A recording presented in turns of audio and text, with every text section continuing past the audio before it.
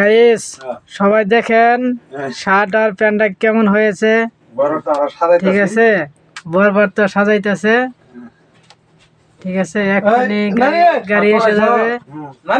দেখেন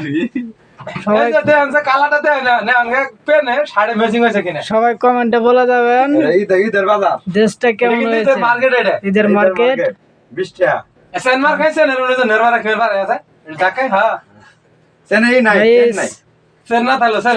সবাই কমেন্টে বলে যাবেন ঈদের মার্কেটটা কেমন হয়েছে। ঠিক আছে,